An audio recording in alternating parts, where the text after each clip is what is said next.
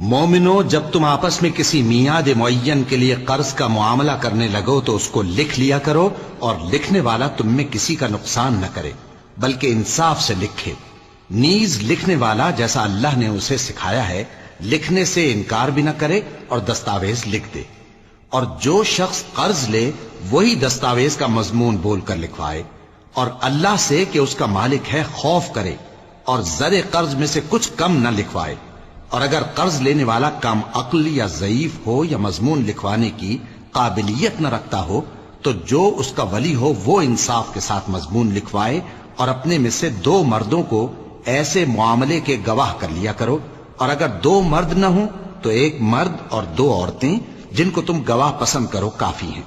کہ اگر ان میں سے ایک بھول جائے گی تو دوسری اسے یاد دلا دے گی، اور جب گواہ گواہی کے لیے طلب کیے جائیں تو انکار نہ کریں۔ اور قرض تھوڑا ہو یا بہت اس کی دستاویز کے لکھنے لکھانے میں سستی نہ کرنا، یہ بات اللہ کے نزدیک نہایت قرین انصاف ہے، اور شہادت کے لیے بھی یہ بہت درست طریقہ ہے۔ اس سے تم کو کسی طرح کا شک و شبہ بھی نہیں پڑے گا۔ ہاں، اگر سودا دست بدست ہو جو تم آپس میں لیتے دیتے ہو تو اگر ایسے معاملے کے دستاویز نہ لکھو تو تم پر کچھ گناہ نہیں۔ اور جب خرید و فروخت کیا کرو، مثلا زمین جائیداد کی، تو بھی گواہ کر لیا کرو، اور کاتب دستاویز اور گواہ معاملہ کرنے والوں کا کسی طرح کا نقصان نہ کریں۔ اگر تم لوگ ایسا کرو تو یہ تمہارے لیے گناہ کی بات ہے، اور اللہ سے ڈرو اور دیکھو کہ وہ تم کو کیسی مفید باتیں سکھاتا ہے، اور اللہ ہر چیز سے واقف ہے۔